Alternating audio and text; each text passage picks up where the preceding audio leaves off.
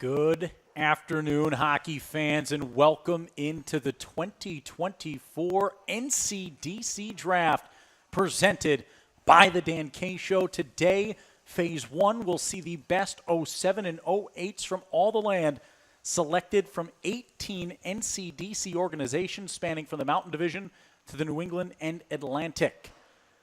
Then, Phase 2 will kick off 15 minutes after the conclusion of Phase 1 with us still on the air, as each team will select 4 04 to 06 birth year draft selections in a 4-round Phase 2 draft. A lot to be done today, a lot to be talked about, a lot to be said, and a lot to be celebrated. And one man who will help me say it all, my engineer, my right-hand man, my consigliere, Montfrere from another mayor, Lucas Jones, NCDC Draft Day. How are we feeling, young man? We got a lot going on, and especially me personally. We always like to let the folks in know exactly what's happening. In front of me, I've got the stream. To my right, I've got the audio board. In front of me here, producing the show. In my right ear, I've got the NCDC draft call that is currently coming through, hearing the first pick from the Rock Springs Grizzlies about to come through. And in my left ear, my left-hand man, Dan K. I cannot be more excited. And we are underway already here live from the Casper NCDC draft room. We will have a lot of conversation about that in a bit.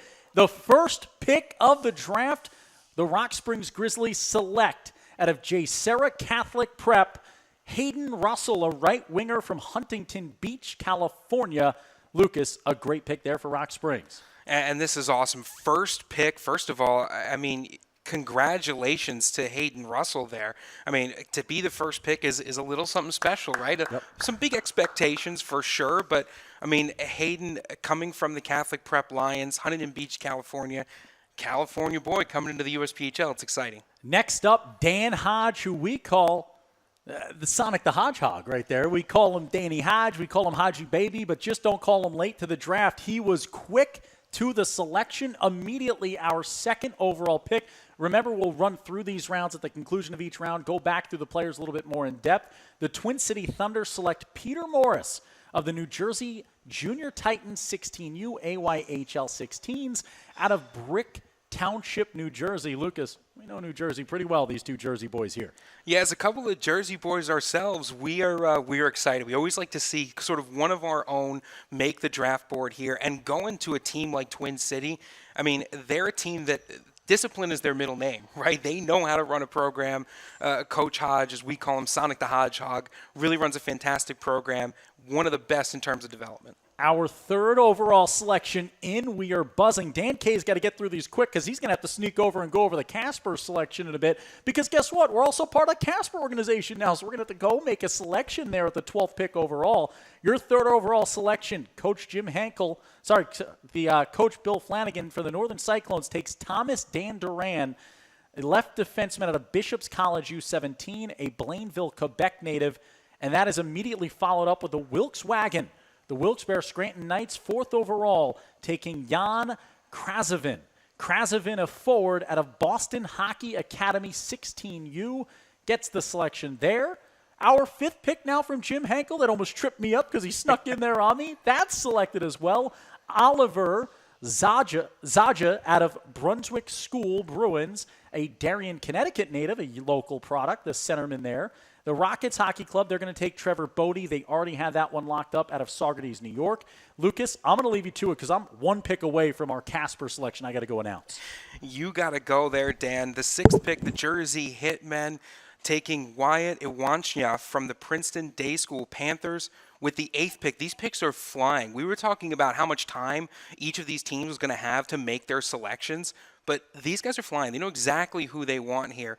The Pueblo Bulls with the eighth pick in the first round, Kirill Golubev from the Potomac Patriots elite side. That player is a bit of a hot commodity on this draft board. We know that he was someone that was on a lot of people's draft boards. He goes here in the first round. Not a surprise, the eighth pick.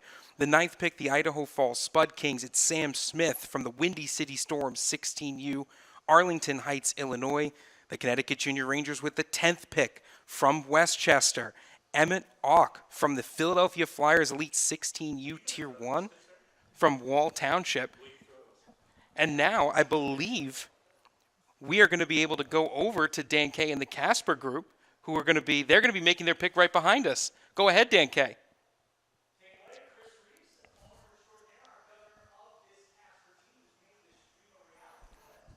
Little bit of pomp and circumstance here for Casper, folks, as it is their first draft pick.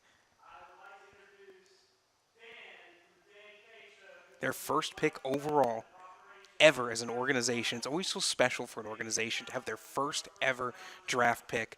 You talk about the pomp and circumstance of what it means for a player to be drafted, not just in the first round, but the first ever draft pick from an organization. That is pretty important. That is pretty special. Dylan Greenwald getting announced right now from that Casper side with the 12th overall pick.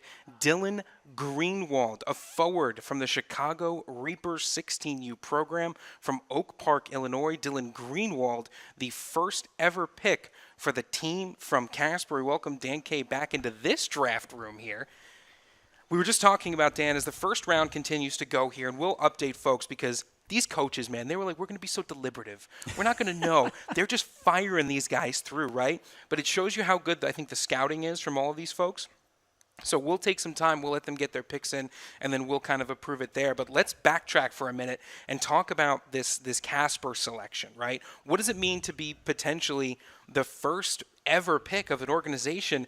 No pressure, right? Yeah, and this is an exciting one here. I'll tell you this much. You want to know the ins and outs of a draft. You know you're going in the right direction, right? When somebody else takes somebody you're interested in as well. We had 1A also in our number one selection spot there between Kyril Golyabev, the defenseman from the Potomac Patriots who scored the opener, who the Pueblo Bulls, an incredible pick there, the Pueblo to Potomac pipeline we always promote so well. They wind up with Kyril Golyabev. Dylan Greenwald, Kyril Golyabev. It was a toss-up about who's going to go number one into Casper. Greenwald is a forward who's just a difference maker and really fits the mold of what Coach Jacob Smilovich and the squad in Casper is going to look to play like. Quick, fast hockey, move the puck, get out in numbers, and change the game. This is an exciting ad for Casper. It really is. I mean, it's no small thing, like we said, to be picked first by an organization. Casper with the 12th pick in the first round, the 12th pick overall. Again, Dylan Greenwald, welcome to Casper. It's going to be an intriguing opportunity to build a team from the ground up. And this is a young man from the Chicago Reapers 16U, right? This is a scorer. This is a guy who had 31 points there. This is a player who's fun to watch. And Lucas, I'm going to have you dig through this draft a little bit. I think we got to give Dylan a little ring over there with Coach Smilovich and just congratulate him on the pick. Dan K going to head back over. Yeah, let's take a quick breather here, a quick break, and talk about some of these players. Let's dive back in here to the first pick from the Rock Springs Grizzlies, Hayden Russell.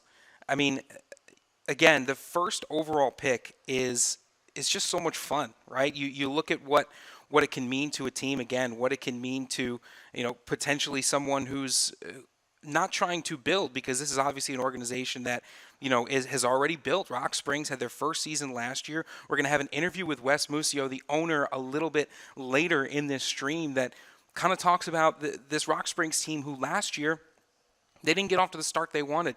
They were announced very late in the process, right? They had to hit the ground running, and they came through their first season. They wore it a little bit. And now they are ready to really force the issue a little bit more, become a true powerhouse in a mountain division that, its first season with the Deneen Cup, they went all the way to the brink with the eventual champion South Shore Kings, the Ogden Mustangs, who won Game 1, then took it to him, tried to take it to him in Game 2, ended up coming back for a Game 3 that went to overtime. That was something that was very, very intriguing, very interesting to watch, and I think a lot of fun for a lot of different folks maybe around the league to be able to see how competitive that division truly is. You look at Hayden Russell, again, coming all the way out from California here. This guy's a point scorer. He scores points all up and down. He's got almost over a point per game throughout his career. That is someone who can produce. He is effective in the playoffs as well, continuing that point per game model, continuing that point per game mantra. You look at someone like Hayden Russell, and he's going to have an almost immediate ability, it feels like, to make an impact if he comes to that Rock Springs side. The first overall pick, the Rock Springs Grizzlies. Dan, we just finished talking a little bit about Hayden Russell here for Rock Springs, and we're going to have that interview a little bit later with Wes Musio, but I mean, for these first-round picks, it's just got to be fun. Oh, it's got to be fun. And to be the number one overall pick, the number one overall selection in any draft, I mean, and this is a Rock Springs side. We talked about this with Wes Musio yesterday on Mother's Day, right? He took some time to talk with us. You'll see that interview later. This is a team that got a late start last year, right? They were a couple days before the draft. They came into existence. They came into the league. So you're building a team from scratch. You're building it from the ground up. This is their first year where they really have their mitts wrapped around it, right? And I'm excited to see what this Grizzly side's going to be. We're working on behind the scenes in the Casper room of maybe making a little Wyoming battle, right? A little bit of a little trophy series throughout the year between the two teams in Wyoming. Create a little rivalry, a little local flair, and make things fun for the players and the organizations. It's going to be a fun one in Rock Springs for sure. Oh, it really is, right? And when I was just talking about, Dan, how great the Mountain Division really represented itself and how much fun it was to just watch them get a chance to kind of compete along with that East Coast product that has been around for a little bit longer, right? So it's pretty fantastic. It sounds like in my right ear here, Dan, they're going to be taking a little bit of a timeout. These are going to get built in, from time to time. We feel like we need a bit of a timeout. Wow. That was we Everyone were told pitched that it was going to take 3 minutes a pick. I said, this is awesome. We have time to talk. They are just buzzing along. We need a bigger clock. We went and got so much extra content thinking, oh my gosh, we're going to need to fill so much time. You know what? We were bamboozled. I'm starting to think that we were bamboozled by the NCDC, but it's fun. It's great. Dan, here's what I'm going to do. I'm going to throw up the round one selections that have just ended, and let's take some time and talk through these folks. Yeah, you start off, you talked about Hayden Russell, your number one overall pick. Peter Morris is a young product there, 6'2", 172. You can't teach size, Lucas, and he's certainly got it at 6'2", 172, a young man from Bricktown. Bricktown, just a high school powerhouse in the game of hockey, a team that really – you'll see the jersey. You see the brick green Dragons, baby. It's a place my dad played high school baseball and was a product that nearly made his way onto the Cincinnati Reds back a long time ago, Lucas Jones. Thomas Danduran, this is a left defenseman there, 6 foot tall out of Bishop College. Yan Krasovan, this is a kid, forward, 6'1", 165 out of Boston. I think this is a right-away guy for this squad in Wilkes-Barre. I think Wilkes-Barre looks right away to bring him into camp. I think he's an immediate difference maker. I like the way this guy's makeup. I like the way he's made up there on the ice. You talk about Zaja. Zaja's a centerman, 07 birth year, 5'11", 175 speedster. What does Coach Jim Henkel like to do? He likes to get out and skate. He likes to get out and run. This is a guy who wants to take you to the track meet every time he comes on the ice. He wants a kid who works hard. I can guarantee you if he's drafting him, kid works hard. You're going to love that makeup there. Then you got Wyan Iwanchina. Iwanchina there, a forward, an 07 birth year, going to the Jersey Hitmen, and this is a Hitmen side here. If there is a team I would not want to play this season, it would be the Jersey Hitmen. They have won the Founders Cup, which is the regular season champion in the NCDC, every single year since the NCDC's inception, except for this past season. I think they are going to be back with reckless abandon. One of the best coaches in all of hockey, Toby Harris. One of the best people in all of hockey, in Jim Hunt. They are going to be ready to win, Lucas. Oh, they are. I mean, they took last year and they said, this doesn't quite feel like us. And then they almost made the comeback of the century, right? So I think for the Hitmen, they are looking to have last year be a blip, be a bit of a speed bump as they kind of come back through. Trevor Bodie, a guy at the Rockets Hockey Club. You love a guy when you use the tender to lock him in. They locked him into that 7th pick spot. Trevor Bodie's locked in from the CP Dynamo. Kyril Golyabev, we talked about him earlier. He's a young man who opened up the scoring in the NCDC Young Guns game this past year. He is a dominant defenseman with a humongous upside. This was the Dan K number 1 on the board right here for the entire draft. I like Kyril Golyabev more than anybody in the draft right now. That's how good I think he was. I think there's so much talent coming through this draft. Golyabev's a danger right there. Sam Smith going to the Spud Kings, the Potato Zaddies, baby. Locked in Sam Smith, a young kid from the Windy City Storm. And I think Sam Smith is someone I wanted to talk about. Go ahead. Which is, from the Windy City Storm, 15U, 16U, started with Team Illinois, 14U, AAA. You talk about a point per game. How about exactly a point per game with the 15U squad, and then over a point per game with the 16U squad? So I think Sam Smith is someone that Idaho Falls is really going to need in some respects, right? Just a guy who is locked in on that point per game production. And you look at 5'9", 161. It feels like that is more and more what the hockey players are, right? That is the size of a guy who can score, who can handle the puck effectively. So I think Sam Smith, or Sammy Smith as some call him, is going to be great for Idaho Falls. Just watch out for the potatoes, because if you go back and watch some Dan K Show content, the potatoes got to Dan K. I ate too much food in Idaho Falls. It's all delicious, though. One of the best places in all the world to play any sport, not just hockey. And I just love Eric Hudson so much. I love that man. Okay, number 10, the Connecticut Junior Rangers. They get a pick from Westchester there. Emmett Auk going to get picked, the forward, in 07 out of the Philadelphia Flyers Elite. Then a young man coming in from the Czechia there. It's Jacob Hanzak going to the Mercer Chiefs. You know, if Robbie Broads is picking you, another kid who's going to work hard. This is a guy who's going to play both ends of the ice, and someone you'll see at main camp there for Mercer making a difference. The Casper NCDC side, that name coming soon. We'll be announcing our 5 finalists that were fan voted and township voted there from the city of Casper, Wyoming. It's going to be exciting to see what those 5 are. We'll announce those on social media coming soon. We'll be talking about him tonight. Dylan Greenwald, and this is a guy who we just love in the room here. We got a chance to call him later today and announce the pick to him and let him know what's going on, but we are excited to have Dylan in the room. Utica locked in Hong Yu Wang, a right winger, an 07 out of the Gilmore Academy. The Gilmore Academy breeds winners, man. This is an organization that wins. The Wilkes Wagon gets their pick from Utah. The Utah Outliers giving away their first-round selection, going the way of Jeff Collette, a left defenseman out of Carshield AAA. Rodion Trushkin going to the South Shore Kings. He's immediately a defending Dineen Cup champion. Nothing better No pressure than being picked to immediately become a defending champ. Ogden, the defending runners-up, a team that I love there in the Mustangs, and a coach that's just a stellar coach in Kenny Orlando. Ryan Bert going to go to them from the Nashville Junior Preds.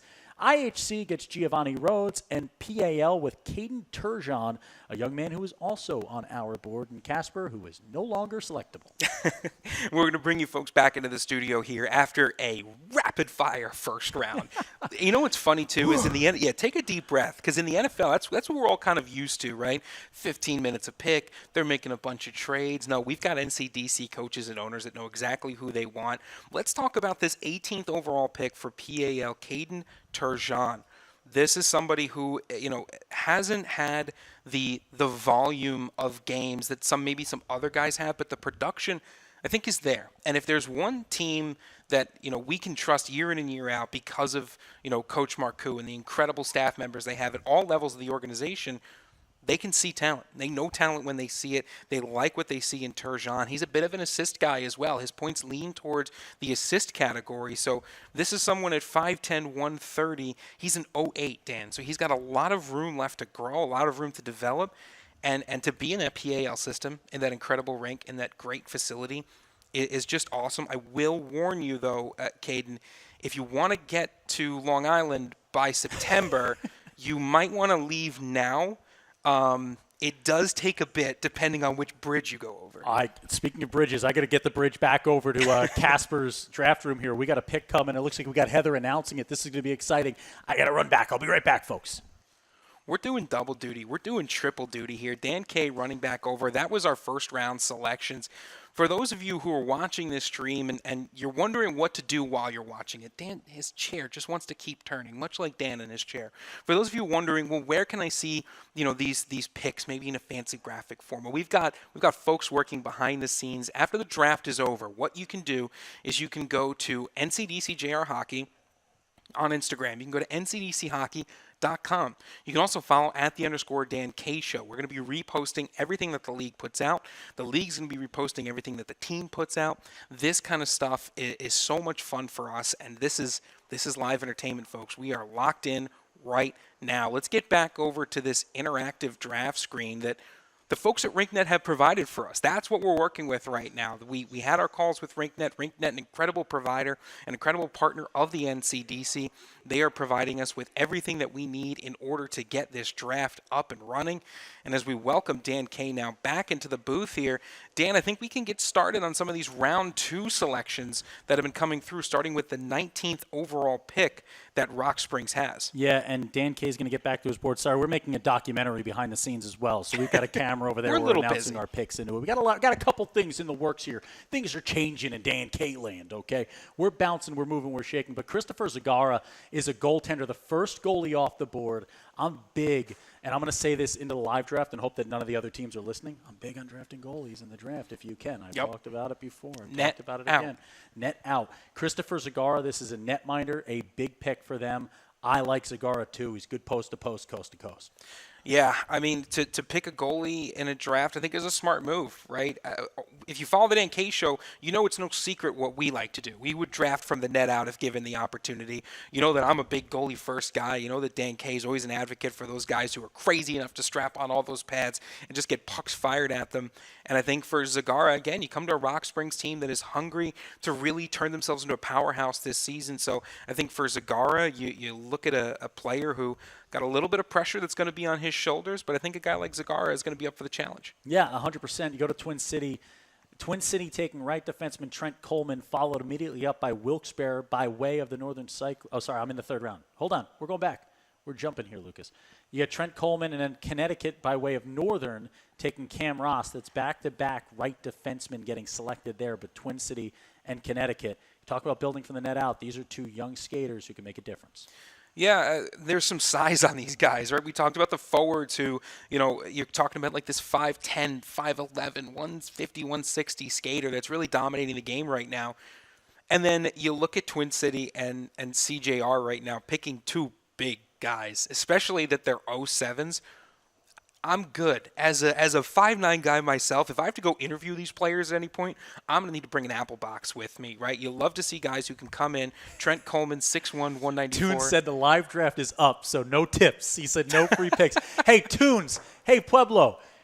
You got us. You got Cairo. Yeah. We loved Cairo in this room. We did. I'm going to be honest with you, Toons. It's almost he was like going 4 picks away, too. We were going to go Greenwell and Cairo if we could get them both. But we get Greenwald. We love that pick, man. This is exciting. This is what drafting's all about, baby. They know how much we love Golubev. It's almost like they watch the show. We're also challenging right now in Casper. I am challenging Mr. Jerry Wilhite and the Pueblo Bulls to the Battle of the Bolo tie this season. Our owner will be getting a bolo tie purchased for him by myself. Jerry will have his Pueblo bolo tie, and the team with the winning record in the regular season series gets to keep the other guy's bolo tie. That's I'm putting it out there right now. Just putting it out there. I mean, this is the kind of stuff we love. This is what media is all about. I did want to finish up here by talking about Cam Ross specifically. This is the CJR pick from the Northern Cyclones. Cam Ross coming in, the right defenseman, 6'4", 170 from LaSalle College. And this is someone who, and I love this pick because he's a defenseman-first guy.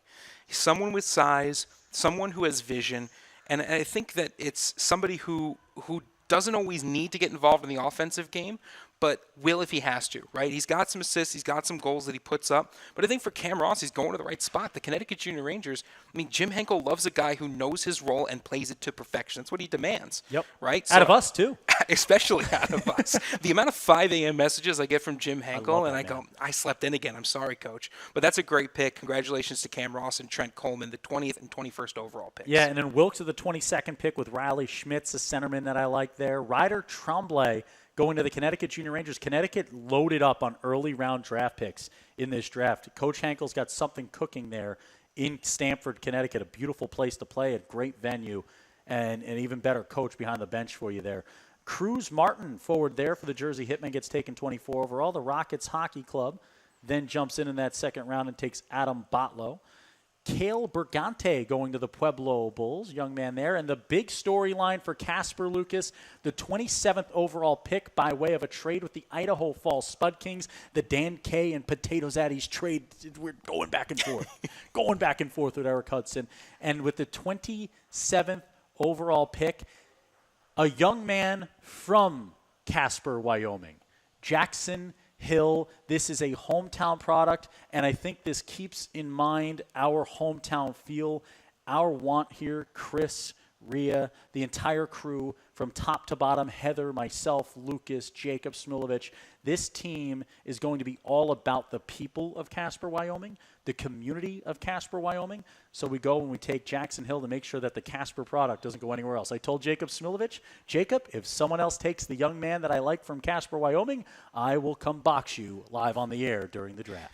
And by you box him, you mean that you will nominate me to box him, because famously, Dan K bruises like a peach. And we need Dan K in prime form for the rest of this content stream. Dan, number 28, the pick from Westchester, Kane Clark. And Westchester, their first draft as well. You talk about how great it is for Casper to be drafting first. Our buds out in Westchester, right? I've joked with this group that if we get a chance to, and we get a chance to play each other, it will be the truest battle of the buds, because that is an organization that really has taken some of our favorite folks from around the game, put them all in one building. And this is perfect as Dan K leaves, because I want to talk about the number 29 overall pick from Mercer, Justin Wayette. And Justin, from the San Diego Sabres, this is someone who's just, the production is insane. The production is outside his mind, right? In 41 games last year, 76 total points, 35 goals, 41 assists, straight from elite prospects is where we're getting all this information on the fly. But it shows something that Dan and I have always advocated for as people who've worked in this league for almost a decade now, is this pipeline, the development.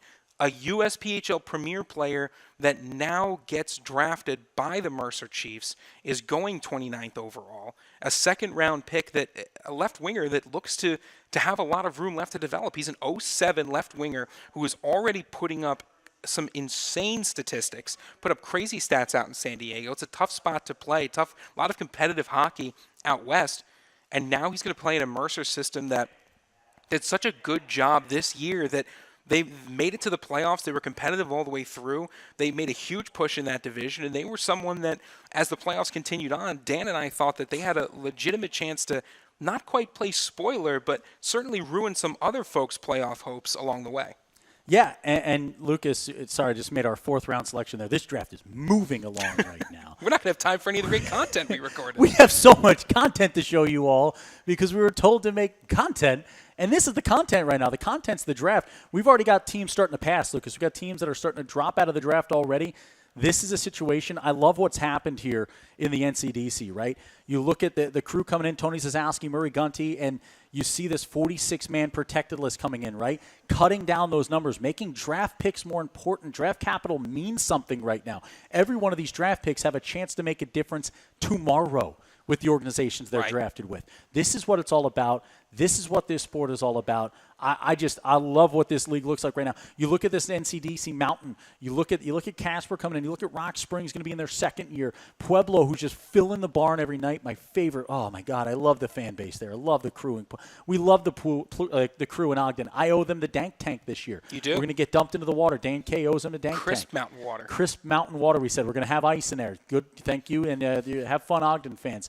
Then you talk about Idaho Falls with 4,000 sellout every single night. You talk about the crew there. It's one of a kind. It's one of a kind. There's nothing better. The Utah Outliers are moving into a new building that's just across from the Olympic facilities. It's unreal. When you see this place open up, it's going to be electric. Paul Taylor's one of the smartest hockey guys I've ever heard speak. Love that guy, McCloskey, the whole crew there in Utah. Then you come out east, Lucas. You got the defending champs in South Shore. You got a PAL team who's back. Mike Marcoux, one of the best coaches, X's and O guys in the game, along with the best power play coach I've ever seen, Frank DeChara. This is just, you talk about Timmy K up there in IHC, Mr. Academic, Louis Ejicante. We talk about this. I call NCDC goaltender U, right? You see how many Division I goaltenders come out of the NCDC. How about the coaching, the young coaching? Guys that are the difference makers in the game of the future. There are so many young, talented coaches in this league. I love watching NCDC hockey. I think it's great, right? And it's something that it's a new, almost feels like a new league every week, not in the sense of the players, because the players stay the same, right? And that's part of that development that we talk about. But we saw so many, again, quote-unquote upsets, right? Close games, series that went split, and especially with the Mountain Division kind of still having those multiple game weekends, but mixing up the opponents sometimes, not always having that 3-game weekend against the same opponents. The NCDC was a fun league to watch last year. It's been a fun league to watch for a while now. This is the other thing about live sports. We're just we're just from getting everywhere. absolutely wrecked. Who is it now? That was Scott Sturgeon saying, I don't believe the dunk tank will ever happen because we still owe him from losing a friendly wager with him jumping in the water. So we'll deal with that. Lucas, why don't you throw up the picks that we've missed here in the next round? Let's go through the second and third rounds for the folks at home. Yeah, let's go through the second round here. I'm going to get that set up for you in a second here, Dan. There we go. Oh, for the folks at home. This is. You know what we could also do? We always like to bring the folks in, let them know where we're at. Let them show it. This is where we're at. There you go. That's where we're at. Rock Springs, you can see Cale Bergante was the last pick we announced from Pueblo, followed by Jackson Hill. Westchester with Kane Clark, young man from Team Illinois 16s. Then you got a USPHL premier player there from the San Diego Sabres, Justin Ouellette, a left winger going to the Mercer Chiefs. Mercer, man, they love to promote from within this league. They do such a great job. Rod Broderick, just love that guy. JT Tarantino, an absolute beauty. Between the bucket, man, love that company. Love what he's doing there. Northern Cyclones, Ian Tuffin, a forward from the Florida Alliance, a young man from where Dan Kay used to be before he heads in the car and drives out to Wyoming there. 6 foot 3 inch tall forward in 07. Utica with Price Thiessen. Thiessen, a center and left winger combination there from Tisdale. Next up, the Rockets from way of the Utah Outliers, who traded away a lot of draft capital to get some players that they want on the roster this year. Dominic Greco, a left winger from Red Deer. Pueblo then with Thomas Putnam. Wilkes-Barre with Christian Gallagher. Blake McMenamin going to the Islanders Hockey Club. And Ethan Anderson, the PAL. And we can talk right now a little bit about the Islanders Hockey Club pick, Blake McMenamin. He's a goaltender, an 07, 5'8", 150 from Kimball Union Academy. And this is someone that's not a stranger to the Islanders Hockey Club organization, right? In 22-23, played for the Islanders Hockey Club 16U AAA team. 14 games played, a 1.68 goals against and a 908 saves percentage. So someone that is familiar with this Islanders Hockey Club side, now getting to join Coach Timmy Kay out there in Massachusetts. The Islanders Hockey Club, what a turnaround. What a job that Coach Tim Kirkostas has done. It is no small feat, I think, to be someone who has so much passion for the game and has seen his team struggle a little bit in the last couple of years. And if you follow the NK show, it's a story we tell often of seeing Coach Tim Kirkostas at an event and him stopping us and saying, gentlemen, you watch. This Islanders Hockey Club team is going to be something special. And this year it was something special. Having their road cut short by the eventual Dineen Cup champion South Shore Kings in the NCDC playoffs this year, the Islanders Hockey Club organization from the NCDC to every other level is just a class act. It's top to bottom. They have a great Premier and Elite program. Their Premier program this year, the Cinderella story in some ways, coming in as a low seed into the Premier tournament and challenging again the eventual champions. They did a fantastic job, I think, all season at every level. Coach Tim Kay is a great developer of talent. He has a great eye for talent, and that is a fantastic pick. Congratulations to Blake McMenamin. And then, of course, the 36th overall pick, the final pick in round 2, Ethan Anderson, the right defenseman. We're seeing a lot of defensemen going in the first couple of rounds. We've got 1, 2, 3, 4 defensemen going in the second round alone. A lot of guys that are going to be kind of enforcing their will at the blue line here as well. Ethan Anderson, an 07, 6 feet tall, 145 pounds from Elite Hockey 16, the AYHL. That's someone who, if you're Mike Marcoux, you're going to be looking at someone who's got the frame to be able to support quite a bit of raw checking power over the next couple of years. Dan, welcome back.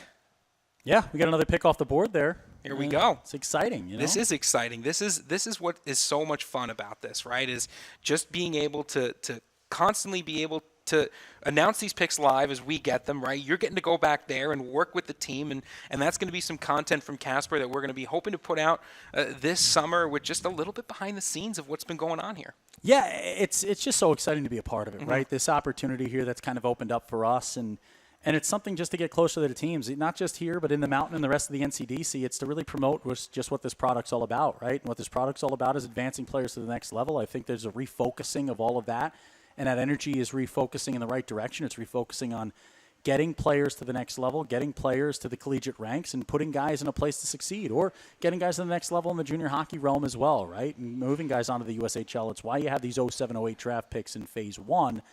it's just an exciting time, right? There's a lot of change afoot, a lot of things happening, a lot of things moving and shaking. We're getting teams that are starting to pass more and more here, Lucas. We're getting towards the end of this draft already. But first, phase one. We still got phase two to go. Don't go anywhere. We've got two phases. Much like the Marvel Cinematic Universe, there are phases to what we're doing here. We have phase one, which is going to be the younger players. Phase two, which will be kind of some of the older players as well. And when we finish up phase one, there's going to be a 15-minute break. And again, we had a bunch of content planned, but Dan, we might still be catching up here. We're going to get to some of these round 3 selections as well. And again, starting with Rock Springs, Twin City, Wilkes-Barre after that. And as you're getting the third round, Dan, one of the things we're noticing is that more and more defensemen coming off the board, starting with the 37th pick from Rock Springs, a forward with Brendan Steerbu. Yeah, and why don't we show that up to the screen here? Let's just fire that up there for the folks at home. You can see we're up to pick 50 there in round 3. Rock Springs, Brendan Strebu. Ben Albers going to Twin City. Wilkes-Barre with Alec James. Reed Richardson, young man going to Westchester. But the one place I want to stop real quick is a Dan Hodge selection in Twin City. Ben Albers. You could call this guy the clock. You could call this guy Big Ben because Albers is 6'5", 175 out of Coeur d'Alene. An Idaho kid making the move across the country to Twin City for a Dan Hodge side. I mean, you want to talk about a guy who can build a defenseman? Wow, Dan Hodge has got his guy right there from Coeur d'Alene.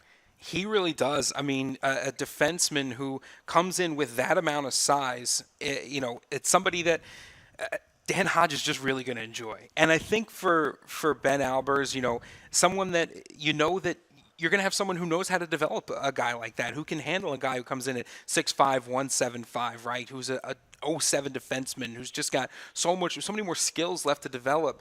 Twin City is one of the best places to go for defensemen. Dan Hodge knows a thing or two about physical hockey. We go back now to the draft list. Yeah, then you look at Logan DeWar there, young man going to left winger in 07, going to the Connecticut Junior Rangers, who immediately follow that up with a pick that I love in Marcus Gentile, another guy that was on a Dan K board, 08, going to the Connecticut Junior Rangers.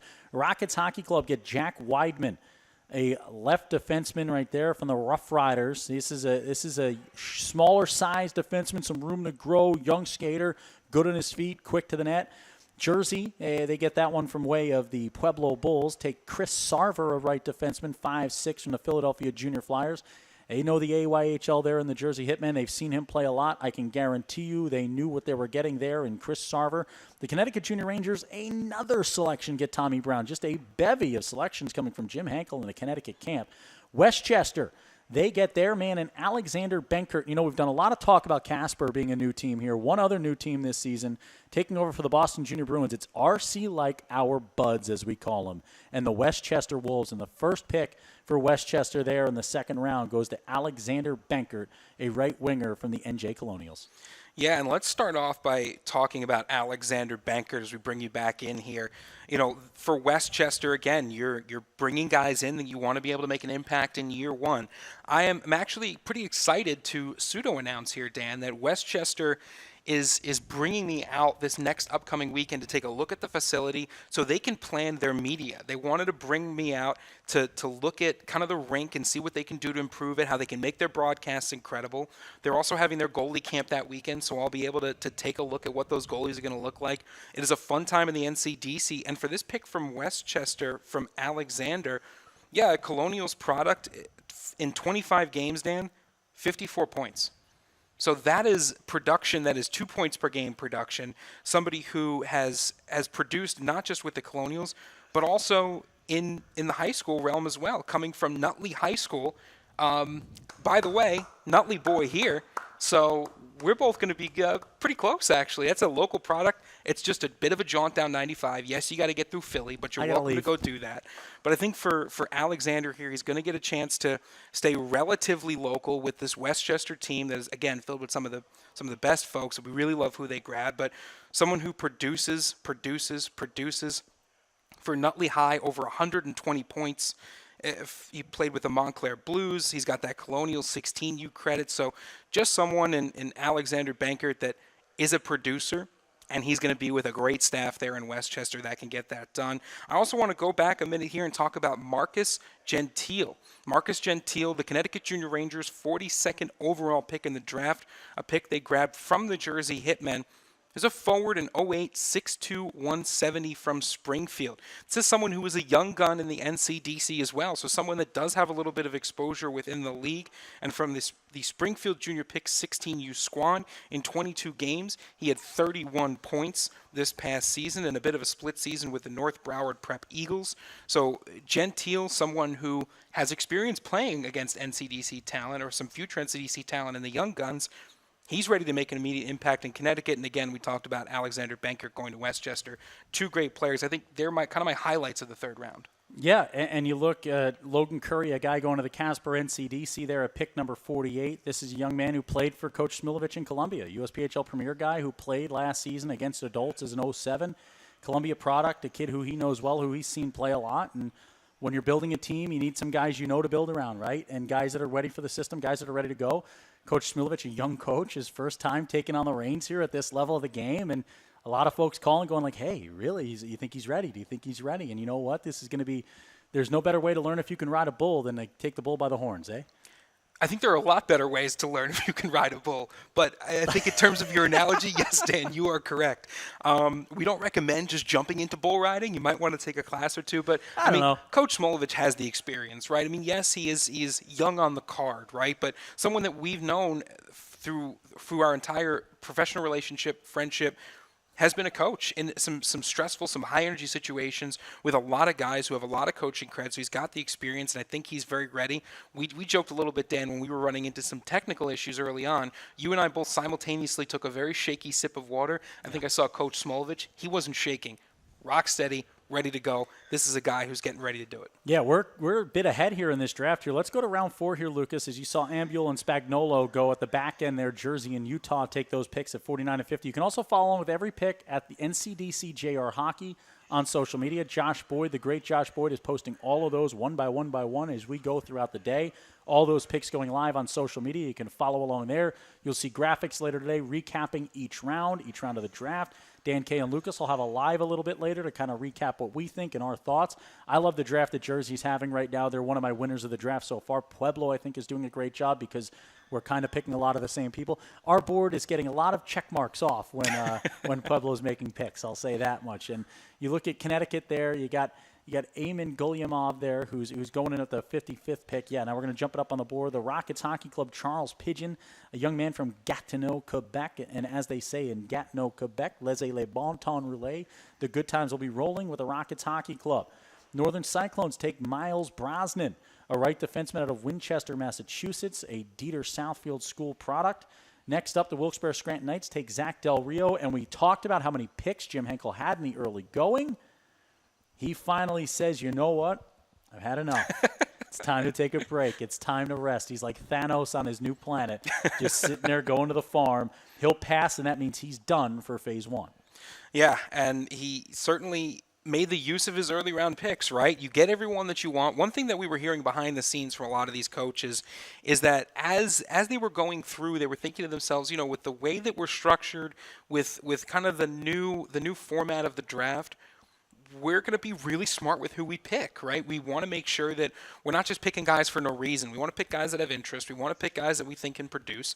And we want to pick players who, you know, are somewhat worth the pick, right? Yep. So this year, I think just as much as every year, but even more so, if you're selected by a team, they really want you to come to their program. Yeah, we go back to the board here. Johnny Crawford, a young man going to the Jersey Hitmen. I talked about how much I like their draft. This is a Greenwood Village, Colorado kid, played for Culver 16s. He is a really, really stellar right defenseman. You can see the Hitmen kind of going for speed and skill at the blue line. A lot of smaller defensemen coming into Jersey right now. Wayne, New Jersey is going to be a fast-moving team next season. The Rockets Hockey Club and the great Mr. Kersner there. Gabriel Simpson goes to them, the left defenseman out of Denver, Colorado. Team Illinois 16s kit. Pueblo will get Jack Couture, who is just as good as the name says, Couture good. This guy is a high-priced talent. This guy is a difference maker. Left defenseman, 6'3", a Colorado Thunderbird star. Next up, the Rockets. Coach Kersner, Mr. Gibson, and the crew there in Bridgewater, New Jersey have decided to pass on pick 63, ending the draft for the Rockets, the second team to call it quits. Yeah, and let's talk about that pick from Pueblo, Jack Couture, from the T-Bird 16 there. I mean, he is, I think, a skater that kind of fits that Pueblo mold. A left defenseman, 6'3", 200 pounds. You get hit by Jack Couture, you're going to know that it was Jack Couture, right? That's a guy that makes you turn heads when he steps over the boards and onto the ice. And he doesn't just have the size, Dan. He also has the skill. He's a big assist guy. Last year, putting up 30 assists in total with the Thunderbirds side. You look at a defenseman who's that big, who has the hands, can put in the assist work. That's someone that can support a Pueblo team that loves to move the puck and loves to get in quick. Yeah, and you look, it's all about speed at this level. Speed, skill, man, it wins hockey games. And you see it at the professional ranks now, right? The size, athletes are bigger than they've ever been in every single sport, right? So you're getting that. But there is more room to work in terms of these smaller players, right? A couple years ago, they called it the rise of the rat, right? Yep. When you saw guys like Brad Marchand coming into the game. It's no longer that. It's just part of the game. It's what we have nowadays, and the game is quick, the game is skill-based, the game is speedy, and you mix that in with a little bit of the physicality. But this NCDC brand, it's about scoring the puck, baby. And that's why you have some of the best netminders in the world coming through the NCDC, because you're dealing with that speed, that skill, that ability, that capability. Lucas, let's go back to the board here and run through the rest of that round. So you continue here, Talon Del Signore, a Pittsburgh, Pennsylvania product, the left defenseman from the Esmark Stars. South Shore and Ogden jump in next up. South Shore jumps in next with Joseph Marchi, a right winger out of Foxborough, Massachusetts. You must know the kid well. You must know. You're from Foxborough. You're in Foxborough. You didn't have to travel far to recruit that young man. And Foxborough is known for its hockey. Joseph Marchi, they're a right winger from Dexter Southfield School. Yeah, that is certainly a bit of a hometown pick. Couldn't get any more hometown than that, I think, right? But that's what I love about especially programs like South Shore, right? They recruit in their own backyard. And sometimes it's crazy to think that some folks ignore their backyard. But how could you? There's so much great talent everywhere. There's a reason hockey's one of the fastest growing sports. Yeah, and before I run over for the last, potentially last pick for Casper here coming up, I think it's going to be our last one here, Lucas. Now we may start passing. We'll see. Ethan Kosker is a pick that goes to Casper. This is a goaltender that Dan K loved. It's a guy with over a 9-3 with a CP Dynamo team. The CP Dynamo organization just wins hockey games. They win no matter what. Lucas, I got to go take care of these last two Casper picks here. Well, there we go. And we look at the 67th overall pick from Pueblo that they grabbed from the Utica Junior Comets. Devin Smith, a left defenseman, 5'11", 160, also from that Colorado Thunderbird 16 team. So for Pueblo, they're grabbing a pair of defensemen here that know each other pretty well, it seems like, right? They went to the well twice, and there must be something going on there that they love. And again, it's a more local product, right? Pueblo, Colorado, going from the T-Birds organization there, so they're able to recruit in their backyard as well. And it's one of the great things about the NCDC being as large as it is, especially when you consider that the Tier 3 product, the USPHL that fits under that umbrella, is, Seattle to San Diego and Miami to Maine, right? It spans the entire country.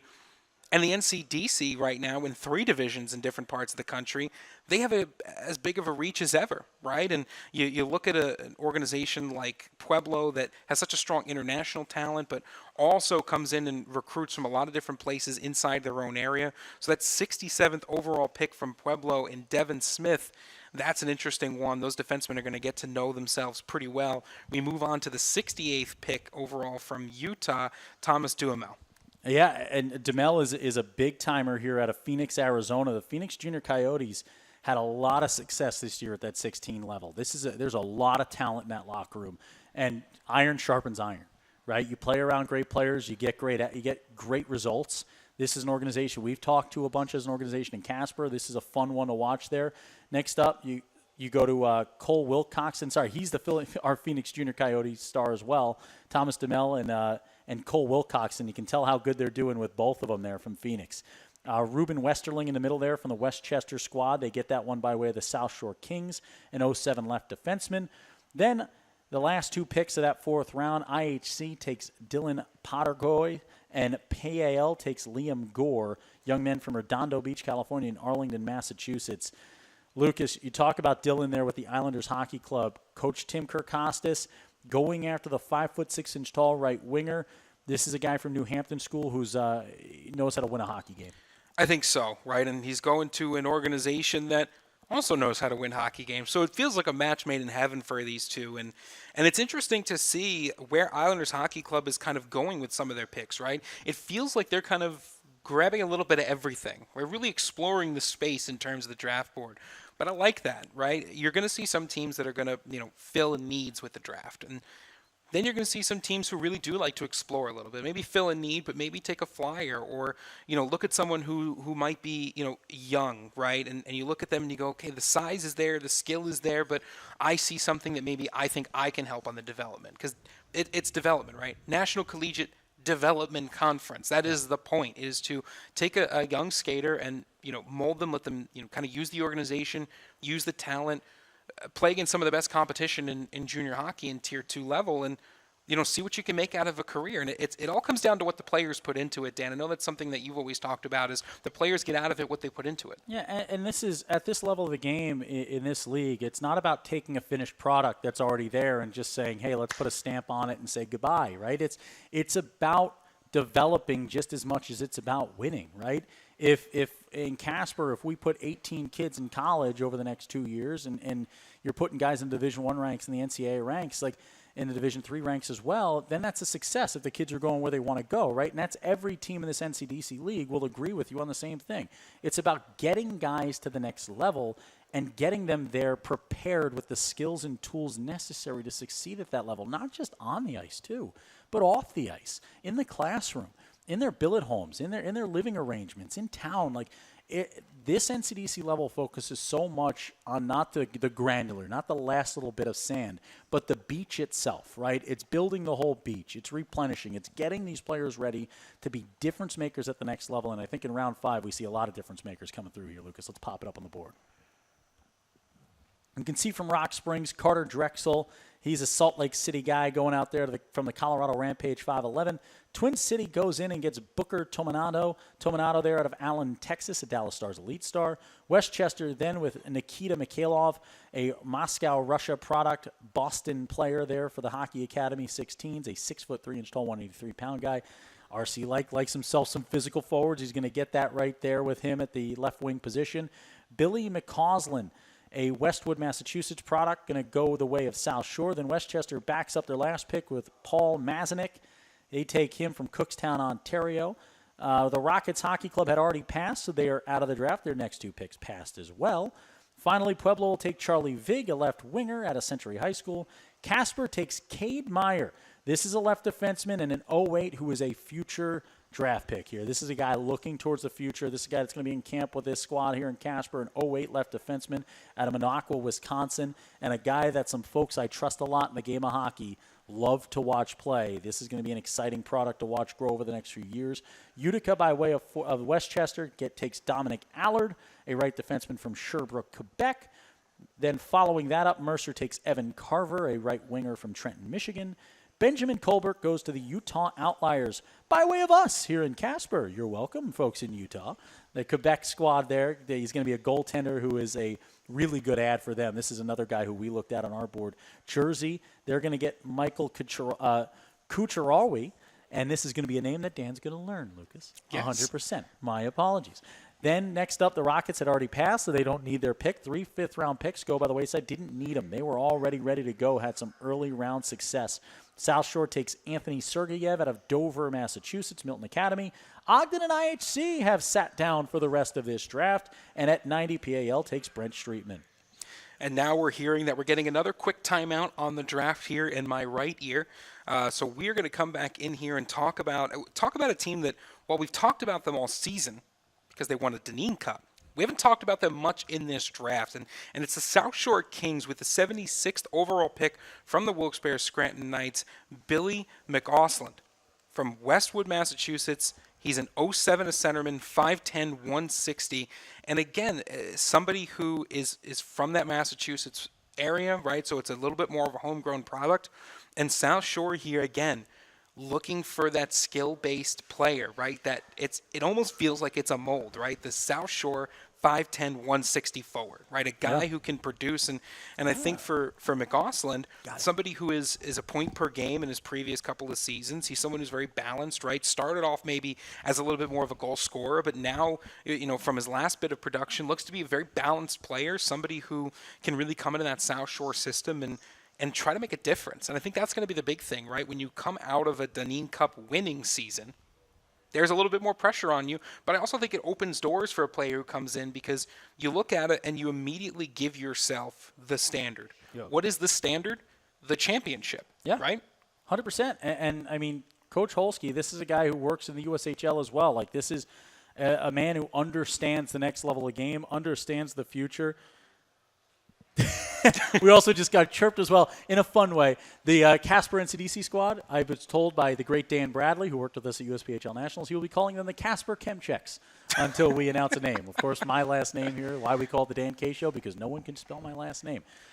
Round 6, Lucas, let's take a look at it. Yeah, let's get going on round 6 here. I'm going to go ahead and pull this up for you, Dan. But I think one thing that's interesting is we're already seeing what you and I had talked about a little bit in the open. And I think at this point, as we look at round 6, you and I were kind of thinking that this would be taking a while for these teams to figure it out. But since they're firing through, you're now kind of looking at a round 6 product where teams are passing. It's a little bit of mix and match. We're going to show you the round 6 results right now. But you're going to see right off the top a couple of teams grabbing picks from other sides, putting them to use. Yeah, and remember, 46 total players you can protect, right? And you're going to have 4 rounds of draft picks in Phase 2 coming up a little bit later today, where we're selecting our 04 through 06 players. So that's going to be exciting to watch. Utica and Luke Isaacs, they're going to be a pair made in heaven there from Pompton Lakes, New Jersey, this young man from the North Jersey Avs, an 07 left winger. Eddie Gatch, a goaltender off the board again. South Shore, if Tyler Holsky knows one thing, it's net minding more than most. He is one of the best net minding gurus on planet Earth. A great ad there. Twin City takes Lucas Marshall, a man from the American Hockey Academy there. Next up, Jersey with Evan Arnold, a Detroit CompuWare star that Dan K has watched a bit of film on. Darius Nichols goes to the Wilkes-Barre Scranton Knights by way of the Connecticut Junior Rangers, who have passed on the rest of the draft here the rest of the way. Gabe Ruiz going to the Jersey Hitmen out of Royal Oak, Michigan, a Detroit Victory Honda star. The Rockets Hockey Club had already passed. We go to Pueblo with Theodore Schubert, a forward, an 07, 6'4" tall, 220-pound monster. Pueblo can play physical hockey, and they will certainly get it out of Schubert. Yes, they will, right? And that's someone who's going to really enjoy, I think, the type of hockey that gets played in Pueblo as well. 6'4", 220. You're going to know you're playing Pueblo if you all of a sudden feel like the gravity in the area might be shifting, because this is a team that is improving its size by leaps and bounds. And I think that makes sense, right? It's not that the Mountain Division, we always say like, oh, it's physical, but it's not that the East is not physical. It's just that the Mountain Division plays a slightly different style, right? It's a little bit of a different product, and you need some guys that carry some size, right? You need guys like that. The thing that always just blows my mind, Dan, is you look at someone who's 6'4", 220. Sometimes with 07s, you say, oh, with 07s, they still have more time to develop and get a little bit bigger. I think with Theodore Schubert, he's just going to be looking to add some hands to an already impressive physical stature. Yeah, and there's about to be a little bit of a pass in the background from Casper. we'll talk about that in a bit. But, Lucas, you look at some of the teams that got the draft capital early on, the Rockets, who did a really good job getting everybody they wanted, right? You trade for those higher-up picks. They also had some extra leeway there in the 5th round if they needed it, but they got everybody they wanted right away, right? Now they create the space for themselves. Connecticut, a team that drafted really early and drafted heavily, a team that's done really well so far in the draft. Jersey, who's had one of my favorite drafts I've watched so far. South Shore going and getting a kid like Eddie Gatch in round 6 out of Northfield, Illinois. Like, there's a lot of talent even in the depths of this draft, and there's a lot of guys. The best thing about Tier 2 hockey, right, you don't know, like, you never know who's going to click. Mm-hmm.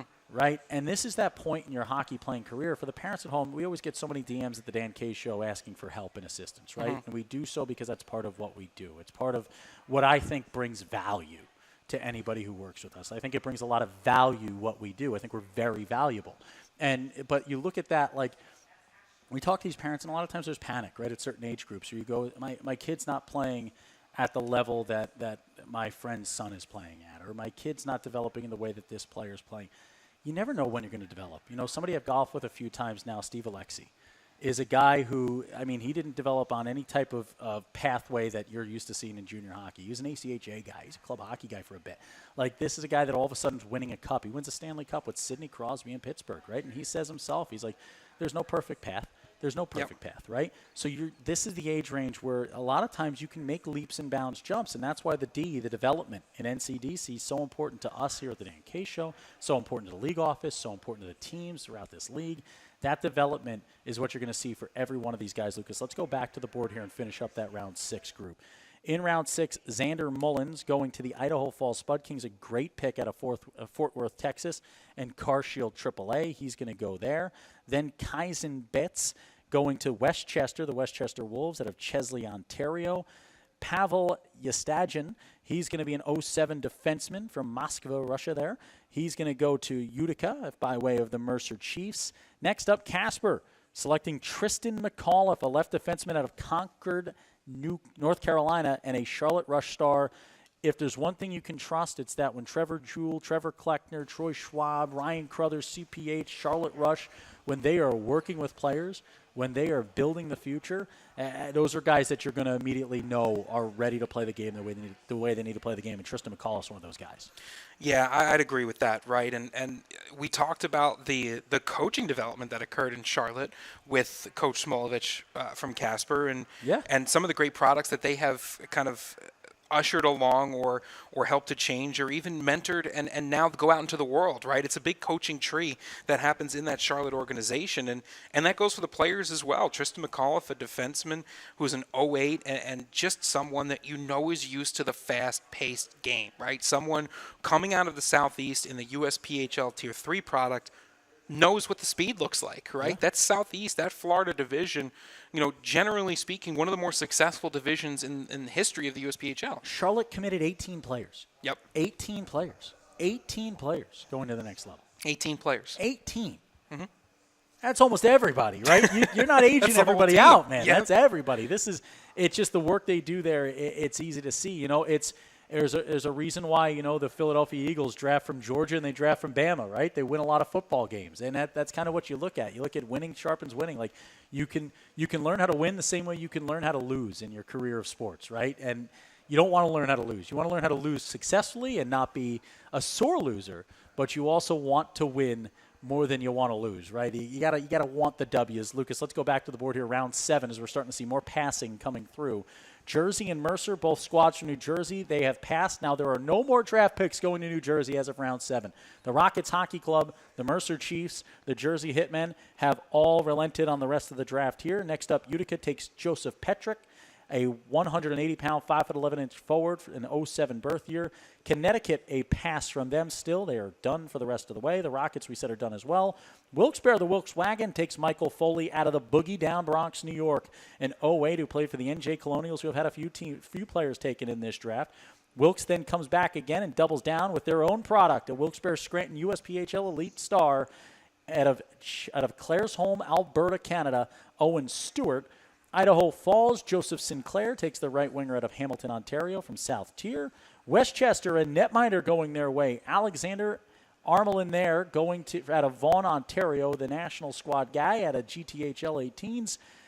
Mercer then already had passed. So Casper, their final 2 picks, Lucas, these are the official last 2 picks for Casper. Chase Stasiowski, a forward and an 07 who played Ohio AAA. And finally, by way of Utica, Dane Gordon out of Denver, Colorado. And this is a guy who, one of our stars who might just be wearing a C for the team, apparently reached out to Coach Smulovich right before the pick and said, I like that kid. And he said, okay, he was on my board, and there was room for him. So you love those little stories, right? You love this game's all about word of mouth sometimes, right? And this is a kid in Dane Gordon who is a really large skater for being an 08, 6'1" and 3/4. 165 BK selects kid, a fun one there. Passes, you see the rest of the way. Ogden already out, Utah already out, Mercer and the Rockets. PAL, the final pick of round 7 out of Trumbull, Connecticut, Lucas Husted Edwards. And you look at where we're at right now with the draft a little bit, right? And it's starting to get to see, as we said, some of that more passing, some of that guys who were now looking at the future, looking at the phase 2 version of this draft. And we look at Dane Gordon here, right? We're pulling him up the right winger, the '08 from Denver, Colorado, 6'1" and 3/4, 165. Listen, as a 5'8" and 3/4 guy myself, As a 6'1" and 3/4 guy myself, my doctor refuses. Dr. Prasanna Pradhan, I love the man, great doctor, but he refuses to say I'm 6'2". my doctor refuses to round up as well. 6'1", 3 1/4. And he goes, I mean, I'm good at my job. What am I going to do? I said, Doc, I'm 6'2". 6'2". I was 6'3" in the program. My physician said, "You think I spent all this money on this fancy height measuring thing to just round up?" I said, "Okay, sure. We won't round up, but you know what? I think for Dane, we are going to round up. The 6'2", 165 product. It will be in the scorebook. It will be in the scorebook. We might make him 6'4" at that point, but this is just someone who performances might be his middle name, right? He's a guy who plays like he's 9 feet tall. And he just produces points. In his last season with Bishop, Kearney selects the 15U, 69 games, 81 points. That's someone who is balanced as well in scoring. There is not a lean towards one side or the other. Maybe earlier in his career, last couple of years, he might have been in more of the assist realm, but you look at somebody who has really grown into a goal scorer, someone who can take the assists as well, someone who can get it done from all sides of the ice. I love this Dane Gordon pick by the Casper squad, and I think he's going to be someone that is going to come in.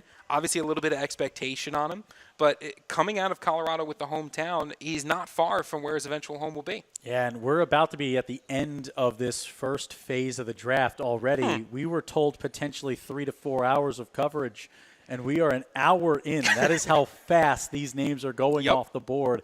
That is how quick this thing is going. Two guys who created about 3 hours worth of filler content are going to have a lot to post on the internet that we just post it. Yeah, we might just post it now. You can stay tuned to the USPHL Twitter or the YouTube and the Dan K Show Twitter. We got so much content. We're content boys. So much content. You know what, though? I will say this for us as we take a quick break. We kind of our jobs to be content boys, right? So what we did was we reached out. Some would say.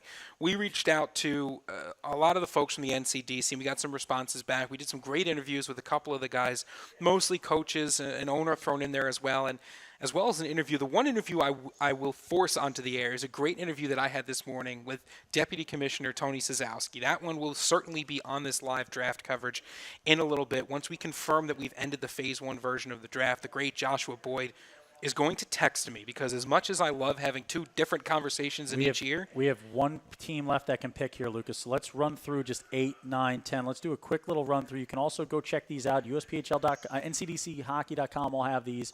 You'll have them on NCDC JR Hockey as well.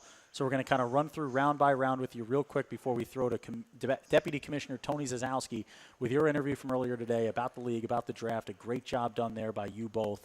We jump in here, Lucas, is Northern still has the chance to pick. Idaho Falls still has chances to pick here the rest of the way. We are going to run through. I'm hearing we might actually be getting into that break right now. So this would be a good chance to kind of catch up a little bit, starting with some of these round 8 picks. I think you just scroll through it right on the board here. I think we pop it right on the screen for folks. Let's show them so we can get to our interview with Deputy Commissioner Tony Zazowski, kind of a coach too. He's coaching as well. I know he coaches his softball for the kids there. But you look in round 8, a lot of passing going on. You're starting to see it start to wear down here as teams start to get to that filler number with less protected players, less draft picks, right? In the past, you've seen 20, 30 rounds at times with some of the new teams coming in. This year, a little bit less. Matthew Barbicane, a Wilkes-Barre USPHL elite guy. You love to see Wilkes-Barre picking from their own talent. Absolutely. Left defenseman, 5'8", 174. Cradle to college, the mantra. That's what we do here in the NCDC. Finn Brennan, Idaho Falls, centerman, 6 foot tall from Windy City Storm. You know, Coach Bones got some interest. He's got some intrigue in the Chicago area. He had a little success there coaching. So I expect a lot of Windy City Storm to be there. It's going to be the new Windy City in Idaho Falls. A great hire there by Eric Hudson and the crew, Mr. Green and the whole crew in Idaho Falls. Westchester, Jake Caffrey, a forward for Nichols 18U. Will Pennoyer, BK Selects kid. Casper took a kid from BK Selects, and so does the Utica Junior Comets. Next up, Jacobus Sprintilis, a Springfield 16U goalie, another netminder, this one going to PAL. They just lost Nicholas Bevilacqua to the Division I rank, so they're going to replace him with a star there. Pueblo, Matthew Tarleton, out of Woodbury, Minnesota High School, a left defenseman, 6'2", 195. You saw Ogden have a lot of success with high school talent from Minnesota high school hockey. They do it again. Twin City with Aiden Guile. Henry Lansky goes to the Northern Cyclones out of the Oakland Junior Grizzlies, a 6'3" tall goalie. Height in net is helpful. Idaho Falls, Parker Zumdahl, a right defenseman from the Windy City Storm. Again, you're starting to see Windy City come through a bit for Coach Bone. Connor Emons, a defenseman from Rochester Coalition, goes the way of Westchester. Elliott Wright to Northern. You saw Casper pass there, and as well as Mercer. They're both out. Bishop's College. We move on down to the bottom end here. Pick 162 to PAL is Balin Zeller, a right defenseman, 6'1", 175. In round 10, Charlie Ware and Ashton Flores, Charles Wilson, Martin Rodman, Luke Dubsky, and Marcus Martinez all off the board. Twin City, Idaho Falls, Wilkes-Barre for the first three. Northern, Idaho Falls, and Wilkes for the next. We continue through, less and less teams picking here as you get multiple passes in a row. Round 11, Ronan Freeman goes to Rock Springs, a Team Illinois 16-star, 5'8", 142.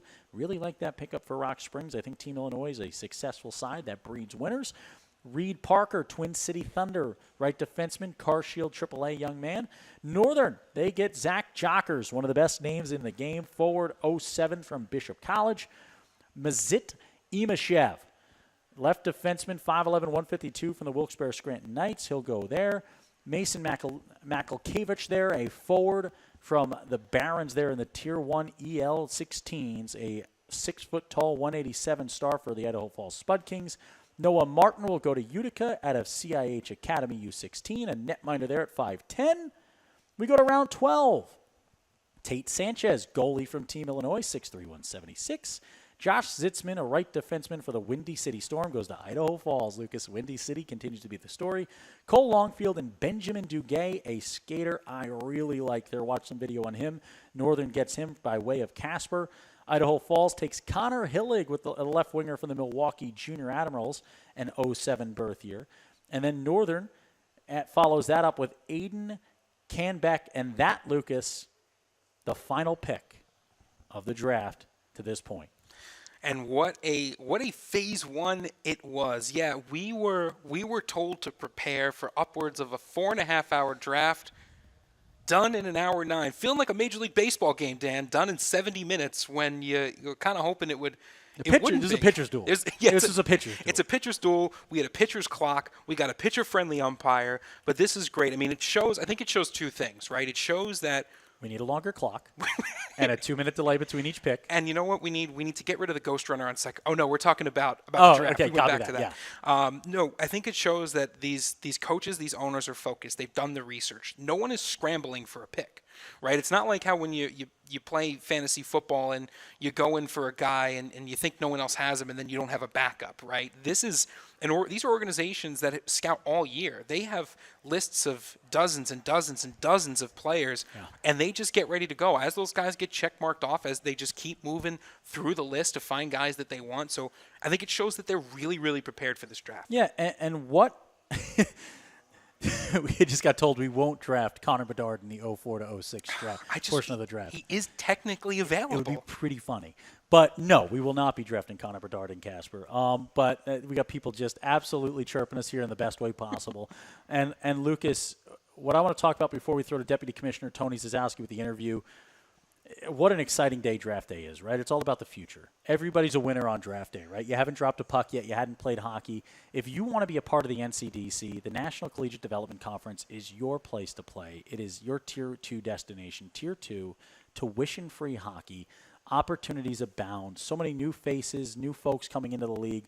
And one of those, the great Tony Zazowski, who's had so much success throughout his career in the game of hockey, whether it be behind the bench, building organizations, or building leagues, and now he does so with the USPHL and the NCDC. We've thrown out of the great Lucas Jones, our very own, and Tony Zazowski, the new Deputy Commissioner of the USPHL.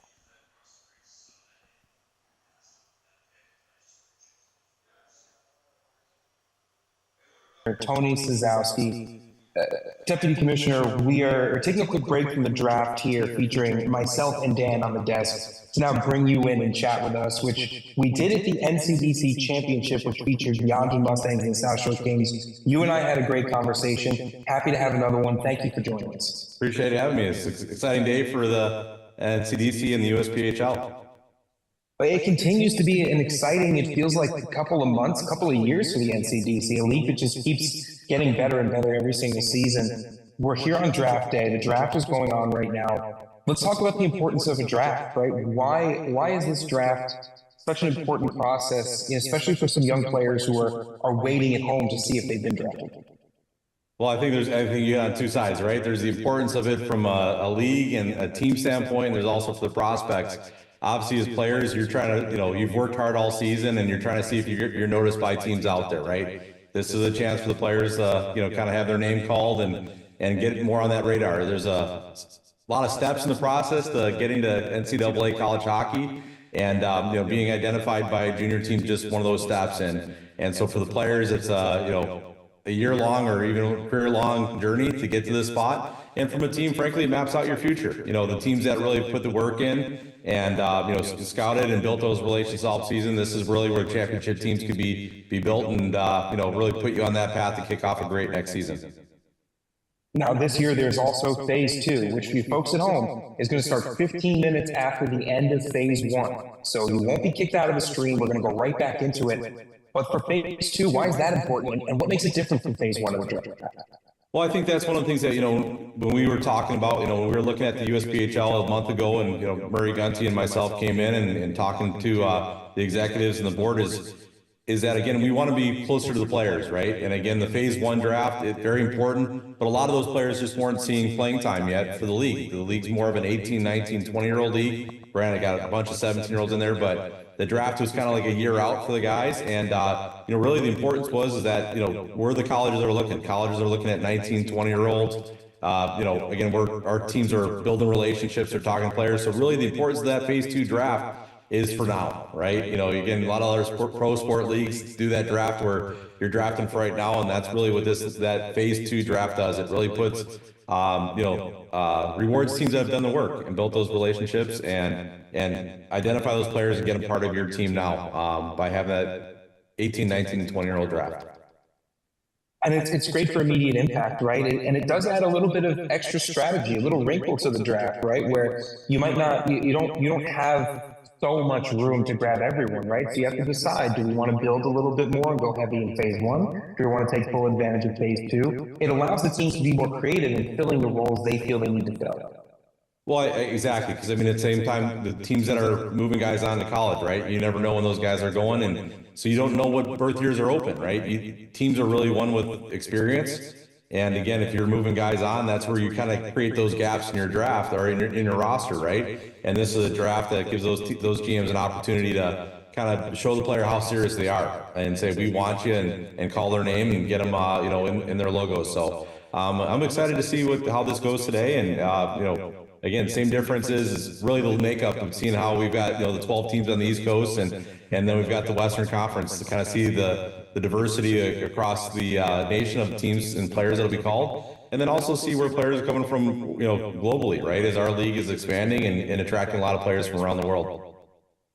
Now, you talk about interim commissioner Murray Gunty, yourself, and also the Tier 3 Director of Operations, Mark Kumpel. You guys are coming into the system, and we kind of teased that there was going to be, some cool stuff you guys are working on when it comes to things like showcases, when it comes to the presentation of all-star events, and when it comes to the playoffs. Can you share a little bit more with us now, after a couple of weeks, about what your vision might be for those jewel events? Well, I think, right now we're working through the competition committee. I think that's the big thing, is that we're trying to work with our members. They're on the ground. They're the ones interacting with the team, seeing what maybe gaps were that they were looking for. And at the same time, the scouts, how do we do it? And really I can't give any exact details, stuff like that, because it's still in the process. But, from a showcase standpoint, I know the NCDC, we're looking at the showcase calendar and saying, how can we continue to put our players in the best position so scouts can find them, right? Obviously, everything's virtual now. They're out there watching stats online, watching the games, but we want to put them in a position to say, hey, how do we get them seen? And, we've got, I think in the next month, we'll have, some cool things coming out with the showcases. And then the same difference, the All-Stars, right? I know the All-Star event was a neat thing that they did last year. I believe it was at BU and had a great, Division I and Division III, scout showing. But again, I think that's, as we learned from the Dunedin Cup, is that the league is really growing, and the strength of the West and stuff, and trying to look at better ways to continue to showcase all of our players. And I think, that's the next thing, is that with that All-Stars event is, where can we put our players, and how, showcase all of our top prospects and top players in that All-Star event, and then carry that momentum to the Deneen Cup. Right, this year was kind of a best three, kind of going all the way through there. And all these events is trying to say, how do we make these marquee calendar events? Hey, these are the showcases the scouts will be at. Here's the event for our All-Stars, and here's our championships. And really, that's what we're working through right now. So again, like I said, nothing that we can sit there and kind of say, okay, here, we've passed this, and these are the things coming. But I would say those are the exciting things that the players and their families and advisors should know that are coming. That, again, we're continually evaluating our